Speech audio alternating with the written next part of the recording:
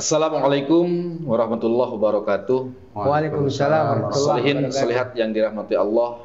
Alhamdulillah kita berjumpa kembali dalam kajian kitab Mukhtarul Hadits yang bagian ke-33, yaitu hadis yang diriwayatkan oleh Imam Bukhari Muslim bahwa Kanjeng Rasulullah Shallallahu Alaihi Wasallam bersabda, ijtanibu sab'al mubiqat asyirka billah wasihra wa qatlan nafsi allati haramallahu illa bil haqq wa aklar riba wa akla malil yatim wa tawalliya yauma zahfi wa qadfal muhsanati al-ghafilati al-mu'minah. Hadis ini berbicara tentang 7 dosa yang bisa membinasakan pelakunya, membahayakan pelakunya terjerumus ke dalam jurang kenistaan yang sangat diwanti-wanti, yang harus kita waspadai karena tidak ada dosa-dosa yang lebih besar daripada yang 7 ini. Jadi bisa dikatakan 7 besar ini, mbahnya dosa ini. Yang pertama adalah yaitu asyirka billah, musyrik kepada Allah, kemudian wasihra, sihir, kemudian waqatlan nafsi, membunuh seseorang yang bukan haknya, yang telah Allah haramkan baginya untuk mencabut nyawa seseorang kecuali memang ada haknya. Kemudian wa aklar riba, memakan riba, kemudian juga memakan harta anak yatim, kemudian lari dari peperangan, kemudian juga menuding seseorang perempuan yang muhsanat telah melakukan perbuatan nista zina, padahal perempuan tersebut adalah muhsanat mukminat.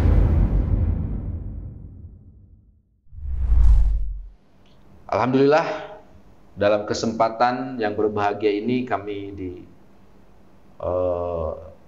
oleh narasumber yang sangat luar biasa. Ada Kiai Haji Ece Jainuddin. Gimana? Sehat Pak Ustadz? Sehat Kiai. Alhamdulillah. Dan juga ada Kiai Haji Irham.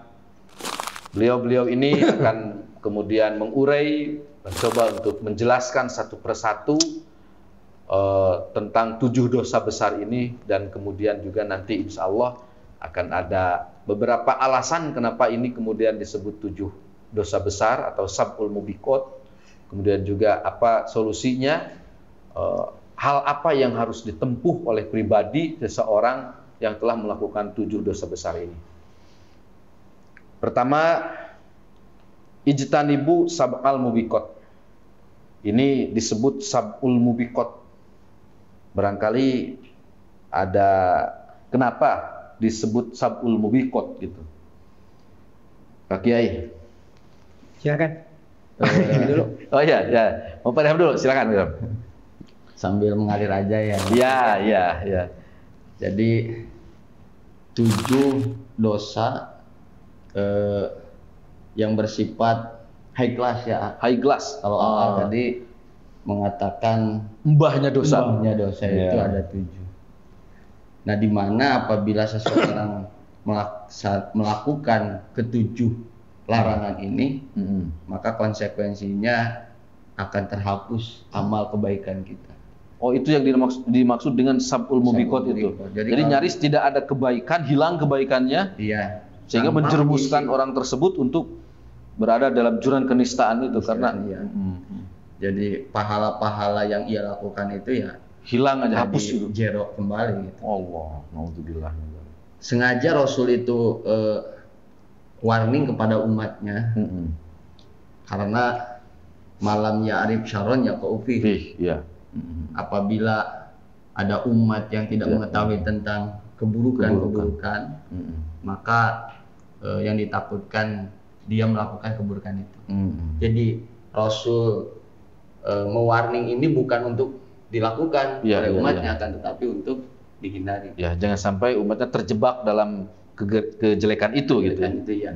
Pertama itu asyirka billah, memusyrikan kepada Allah, menduakan Tuhan. Betul. Dalam memaknai asyirka billah itu bisa dia sama sekali tidak percaya akan adanya Allah. Seperti bangsa Yahudi kemudian Nasrani. Tapi bangsa Yahudi dan Nasrani yang bukan memegang kitab dari Nabi Musa dan Nabi Isa. Yang kedua, dia mempercayai adanya Allah, akan tetapi mengiktikadkan ada lagi Tuhan.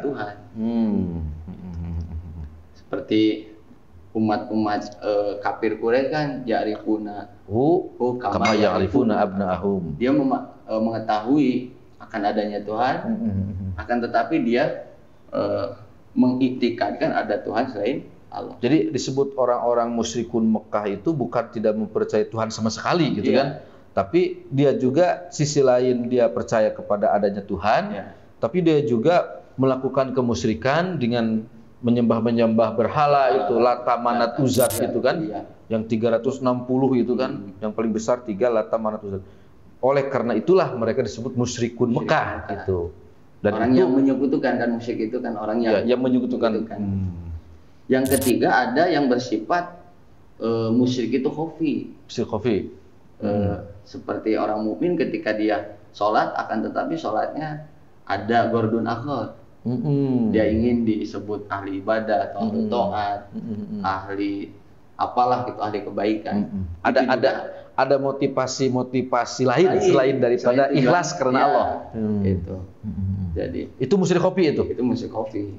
Nah, yang harus kita urai di sini yang sabul mubiqat itu yang mana? Ya, betul. Apakah musyrik yang jali atau musyrik khafi?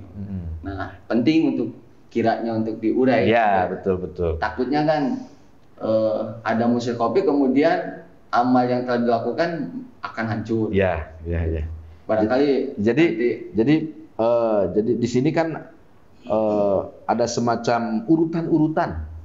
Ada ketertiban, gitu kan? Ada asyirka billah, wasihro, wa qatlan nafsi. Apakah hal ini juga menunjukkan bahwa level-level itu berbeda? Misalnya karena asyirka billah ini disebut yang paling depan, maka berarti musyrik kepada Allah itu lebih-lebih dosanya dibandingkan dengan setelahnya, sihir, qatlan nafsi. Jadi asyirka billah itu adalah dosa besar yang melebihi dari dosa apapun gitu kan. Nah, cuman masalahnya asyirka billah ini tadi kan ada yang disebut dengan asyirkul khafi, ada juga asyirkul jali. Di sini maksudnya asyirka billah itu seperti apa maksud daripada asyirka billah ini? Apakah asyir khafi itu termasuk juga atau memang ada klasifikasi lagi gitu? Allah berfirman dalam Al-Qur'an, innasyirka lazulmun adim, bahwa menyekutukan Allah itu dosa yang sangat besar. Dahsyat ya. Iya. Kenapa demikian? Karena asyirka billah itu gagal wahdaniyat fi dzatnya. Ya kan? Gagal wahdaniyat fi dzat. Allah itu satu di dalam zatnya. Maka jangan menduakan Allah. Allah diduakan termasuk dosa besar. Manusia pun kalau diduakan kan? Iya. Kita juga kan Tuhan diselingkuhi. Iya, betul. Melakukan perselingkuhan terhadap Tuhan gitu kan. Berani-berani. Iya, betul. Ini manusia diduakan juga akan hancur kebaikan-kebaikannya. Apalagi Allah diduakan, disekutukan, maka gagal wahdaniyat fidatnya. Baik menyembah kepada Tuhan selain Allah atau mempunyai kepercayaan yang lain. Semisal ya terhadap batu kali gitu kan. Ini batu, misal ini batu apa ini? Nah, itu juga termasuk asyirka billah. Juga ada yang namanya syirik jahli ya. Yang jelas itu, yang jelas ya yang ini. Yang menduakan. Iya, yang menduakan secara langsung gitu. Itu syirik jali. Ada lagi syirik yang khafi.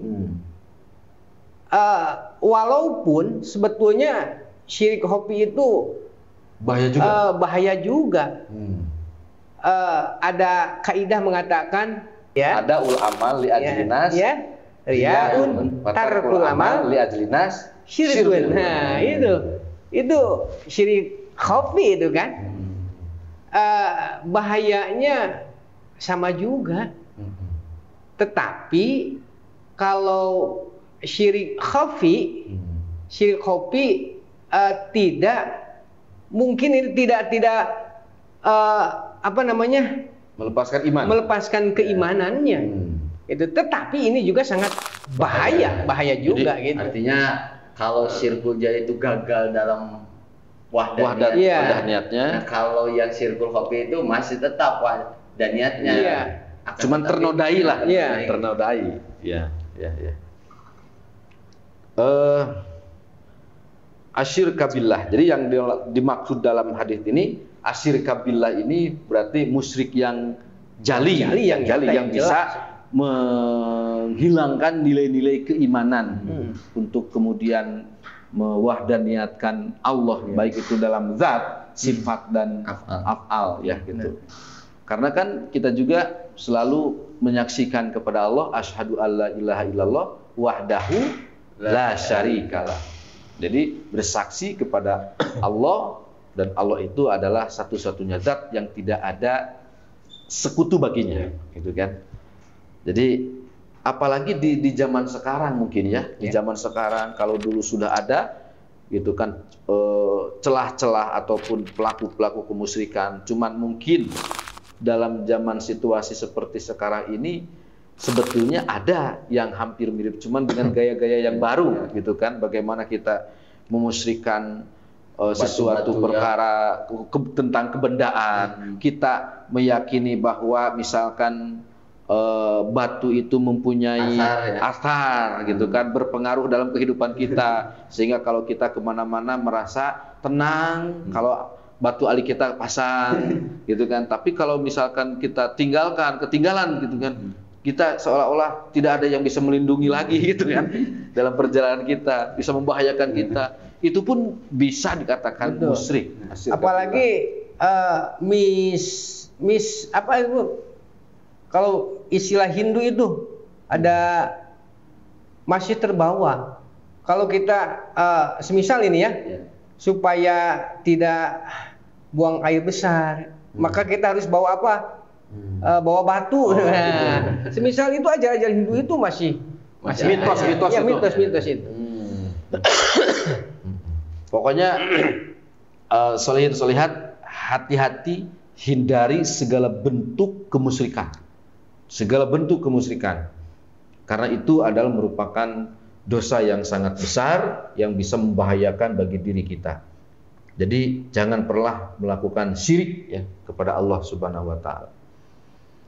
Lalu kemudian wasihro. Nah, sihir nih. Sihir ini sangat menarik bentuk ya. sihir seperti apa gitu kan yang dikategorikan sebagai sab'ul mubikot gitu yang harus kita jauhi.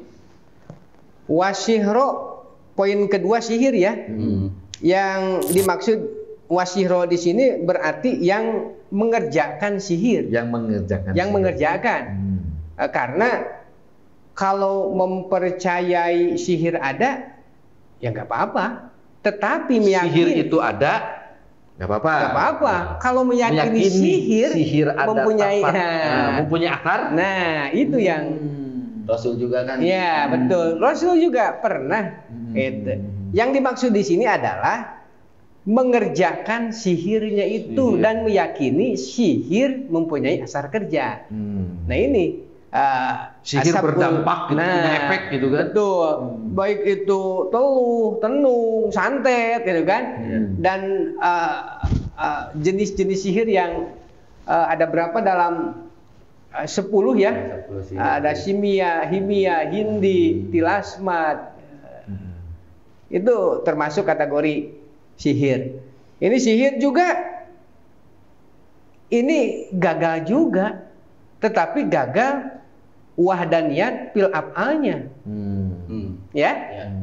Meyakini selain Allah ada yang mempunyai kekuatan. Iya, betul. Ini juga asyirka billah, poin pertama itu wahdaniyat fidatnya. Gitu. Maka dijadikan poin pertama. Yang kedua sihro, wahdaniyat fil af'alnya. Nah, jadi pantas di sini urutannya poin pertama dan kedua, karena sihir juga sabul mubiqat poin yang kedua. Jadi sihir itu kan pekerjaan setan ya. Walakinis syayatin kafaru ya'maluna nas asihro. Yang menyampaikan tentang sihir dan mengajarkan kepada manusia sihir itu kan setan. Dimana setan itu kafaru, orang-orang yang mengingkari akan aturan Allah. Jadi dalam ayat walakini syayatina kafaru itu orang yang mengajarkan sihir atau dia sendiri yang melakukan sihirnya itu termasuk dalam kategori sabul mubiqah.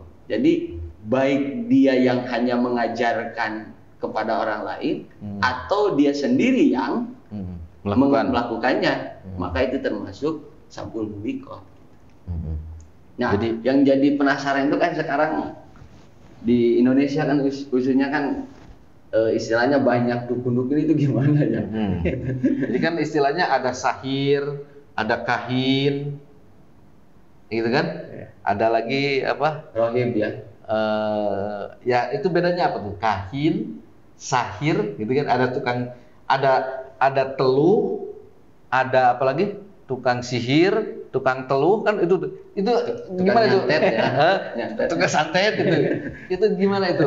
Barangkali dijelaskan. Ya, itu lebih detail aja kan, sering kita kaji di dalam akidah Islamiyah tentang macam-macam sihir yang 10 itu secara detail, secara gamblang dijelaskan. Ini tenung, teluh, kan?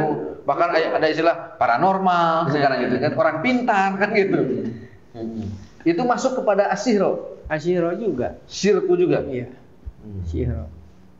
Sihir itu dengan 10 macamnya.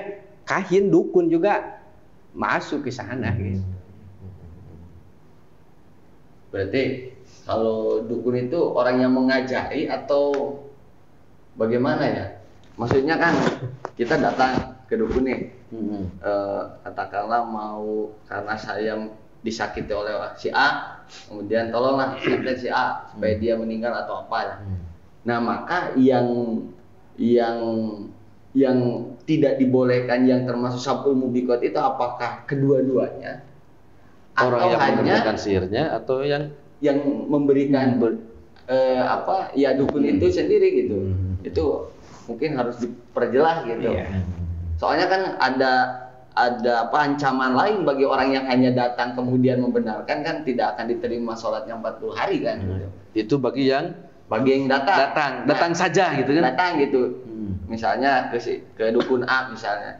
Saya ada maksud untuk anu. Kemudian yang nyihirnya itu si dukun itu. Nah, apakah saya yang datang itu termasuk sabul mubiqat atau ada hitop lain hadis yang menghitopi saya karena hanya datang, karena yang menjadi pelaku sihirnya kan dukun. Nah, ini perlu kiranya untuk dijelaskan. Ya, kalau materi wasihro, orang yang mengerjakan sihir, berarti kahinnya itu, yang mengerjakannya itu. Berarti dukunnya itu. Ya, dukunnya itu. Kalau yang datang mungkin ya yang tadi itu, maka ibadahnya selama 40 hari tidak akan diterima sebelum ia kembali. Ya, tidak kembali lagi ke dukun, juga tidak mempercayai apa yang dikerjakan oleh si dukun itu. Berarti kalau dia mempercayai bahwa wah iya boga asar teh dukun, berarti kan nanti gagal lagi wadaniat gitu. Jilapalnya. Iya. Terus gini, asyir kabillah, kemudian wasihro. Ini kan suatu dosa besar yang Allah tidak akan mengampuninya. Maka untuk mendapatkan ampunan itu kan kita ingin mendapatkan, itu harus dilakukan apa gitu? Pertobatan. Sementara kan inna syirka la dzulmun adzim gitu.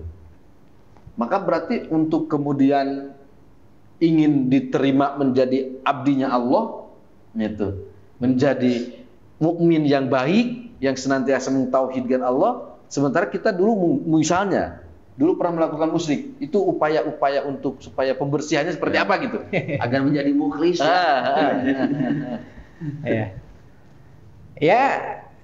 Sesuai tuntunan yang diajarkan bahwa ketika seseorang melakukan dosa, maka itu syarat taubat itu yang harus dikerjakan. Jadi tobat gitu. Betul. Jadi ungkapan Allah tidak akan mengampuni dosanya orang musyrik, sebetulnya itu gimana itu? Itu kalau tidak tobat gitu. Betul. Nah, tetap kalau dengan tobat mah saking besarnya gitu kan. Tetapi kan Allah itu maha luas. Lebih luas gitu lagi kan. rahmat Allah ya. Dalam ayat Quran kan yang tahu yukfar lahum ma qad salaf. Apabila kita berhenti dari kemusyrikan atau kekafiran, maka jaminan dari Allah kan dosa yang terdahulu itu dihapus, akan dihapus. Jadi tetap kembali lagi ke tadi pentaubatan dengan taubatan nasuha. Ya. Lalu yang ketiga, wa qatlan nafsi allati haramallahu illa bil haq. Ini gambaran seperti apa yang dikategorikan dosa besar. Yang ketiga, membunuh jiwa mungkin ya maksud an-nafsa di sini. Wa qatlan nafsi itu membunuh jiwa seseorang yang oleh Allah orang tersebut haram untuk dibunuhnya kecuali memang ada hak-hak yang harus dituntaskan olehnya. Jadi artinya membunuh orang lain itu adalah dosa besar kecuali memang ada hak-hak yang harus dituntaskan seperti misalnya kisos gitu kan. Karena dia telah membunuh orang lain maka harus dibunuh juga. Nah, wa qatlan nafsi ini membunuh jiwa bisa digambarkan apakah membunuh seperti membunuh saja gitu atau melakukan sesuatu perkara tapi efeknya bisa orang lain bisa terancam nyawanya gitu. Jadi kan terkait pembunuhan kan ada beberapa jenis ya.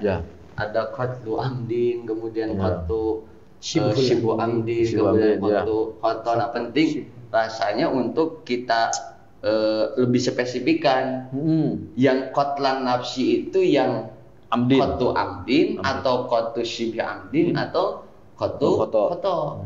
Nah, ini perlu karena kan ketidaksengajaan misalkan itu atau dalam istilah sekarang dalam kepolisian itu biasanya kan suka ada istilah pembunuhan berencana gitu. Dan itu hukumannya berat juga sebetulnya di dunia juga. Apa yang dimaksud itu dalam qatlan nafsi allati haramallah? Jadi pembunuhan berencana. Kalau misalkan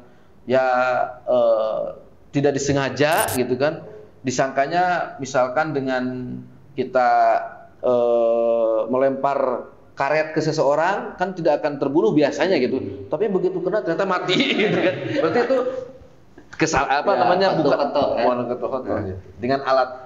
dengan korenah ya, dengan alat berat, dengan pisau yang tajam gitu kan. Itu bisa dikategorikan pembunuhan berencana. Ya kan ini kan masih bersifat abstrak ya. Ya. Nah, ini pembunuhan tadi ya. Yang kedua juga an-nafsi di sini apakah hanya orang mukmin kan perlu dibahas juga gitu. Jiwa-jiwa mukmin atau jiwa-jiwa kafir itu juga harus allati haramallah. Jadi jiwa-jiwa yang memang oleh Allah diharamkan untuk berarti mukmin kan berarti terus. Kalau kafir dini tidak boleh. Man ada dimian jangankan dibunuh, disakiti aja tidak boleh. Man ada dimian fa ana khosomtuhu yaumal qiyamah kata Rasul. Ya, ini perlu dispesifikkan kan. Qatlunya jenisnya bagaimana? An-nafsinya allati haramallahu illa bil haqnya yang mana? Juga yang perlu disampaikan juga apakah yang sabul mubiqit itu al-qatilnya atau al-maktulnya. Artinya begini, soalnya kan dalam hadis itu kan ada al-qatil wal maqtul kilahuma finnar. Artinya kan orang yang membunuh dan yang dibunuh artinya kan berseteru. Kemudian ada salah satu yang meninggal. Kedua-duanya pun baik yang terbunuh atau yang dibunuh ya dalam, karena yang dibunuh pun sudah niatan mau membunuh gitu kan. Artinya yang maksud qatlun nafsi ini apakah al-qatil dan al-maktul yang tidak dibunuh tadi, yang al-qatil yang tidak terbunuh, apakah yang al-maktul juga termasuk sabul mubiqat ini? Ya, gimana itu? Soalnya kan di sisi lain juga ada nasnya kan, kilahuma finnar gitu kan. Cuman masalahnya untuk kemudian mengkategorikan seseorang itu masuk dalam kategori sabul mubiqat, di sini kan bahasanya qatlin nafsi, apakah yang qatilnya, apakah yang maktulnya gitu, atau dua-duanya gitu, atau maktulnya tidak karena sudah terbunuh gitu. Ya, mungkin ini ada erat kaitan dengan satu bait dalam kitab Jauhar Tauhid ya, bahwa ketika manfaat dilaksanakannya syariat Islam itu salah satunya terjaga jiwa-jiwanya, kehormatannya, wahibdun nafsi, hibdun nasal. Nah ini maka dijamin seseorang yang sudah memeluk syariat agama Islam dijamin tidak boleh ada pembunuhan. Nah, ketika seseorang berani membunuh, maka itu termasuk dalam materi hadis di sini. Wa qatlan nafsil lati haramallah. Maksudnya membunuh jiwa yang Allah telah haramkan terkecuali ada hak, ada alasan yang hak yang benar. Betul. Seperti entah itu kisos ataupun ranjam, ya kan, itu kan diperbolehkan itu, dilegalkan itu. Iya betul. Ya. Nah ini waqatlan nafsi berarti yang membunuhnya berarti dalam keadaan tidak berseteru. Ini sengaja membunuh. Berarti pembunuhannya berencana atau qatlu amdin, kemudian tidak ada faktor alasan berseteru dan lain sebagainya, dan atas dasar kebencian aja gitu. Masalahnya kan sekarang gini, realita di lapangan di kalangan kita lah, mungkin di kalangan kaum muslim pun sekarang kan suka ada, karena memang beda satu pandangan gitu. Yang satu kelompok dengan kelompok yang lain itu naudzubillah, jangan sampai terjadi sebetulnya kan. Cuman suka ada gambaran seperti itu. Karena di sini misalkan pemahamannya seperti ini, yang lain kemudian beda, akhirnya saling menghalalkan darah. Itu saling karena tidak satu frekuensi, tidak satu ideologi mungkin gitu kan, sehingga gampang kita menghalalkan darah orang tersebut yang beda pandangan dengan kita gitu. Dia bukan istilahnya kelompok saya. Nah, gitu kan. Jadi mohon maaf kalau tidak beat misalkan gitu kan, halal darahnya. Karena dianggap kafir gitu kan. Nah, itu mungkin apabila memang terjadi pengtahlilan, bukan tahlil la ilaha illallah, tahlil berarti kan menghalalkan darah orang lain. Kemudian terjadi melakukan pembunuhan, itu masuk kepada waqatlan nafsi allati haramallahu bil haq. Padahal dia juga orang beriman kan ya. Kepada orang beriman gitu. Iya. Bahaya juga ya. Iya, kan ada semacam pertamanya urutan seperti itu ya. Biasanya pertamanya adalah tabdi itu membid'ahkan. Jadi ketika amalan kita beda dengan amalan orang lain, maka kita membid'ahkan mereka. Gitu. Setelah membid'ahkan, kemudian takfir, mengkafirkan orang lain. Apabila sudah mentekadkan bahwa dia kafir, tahlil, menghalalkan darah orang lain. Gitu. Jadi urutan seperti itu. Nah, apakah itu pun juga masuk kepada kategori waqatlan nafsi allati haramallahu illa bil haq? Ya, sebetulnya hadis ini global ya, secara umumnya saja. Karena pada penjelasan-penjelasan yang lain, baik itu dari kitab fikih diurut kembali, itu kan seperti halnya baik itu qatlul amdi, qatlu shibhul amdi, qatlul khoto, ya kan, itu akan diperurut kembali. Ada itu secara ininya umum ya, ini. ada tata laksana mekanismenya betul. ya, ada Jadi fitobado. syarat dan Ya. ketentuannya berlaku. Ya. Ya, jadi saya suka miris ya kalau kita lihat berita-berita hanya karena faktor hal-hal sepele gitu kan. Betul. Karena faktor uang parkir misalkan gitu. Antara yang satu dengan yang lainnya, perebut Becek lahan ya. parkir, saling bunuh membunuh, begitu sangat murahnya uang kita. Luar biasa. Itu karena memang apa ya? Ketidaktahuan akan bahaya. Iya. Luar biasa. Audio Jungle.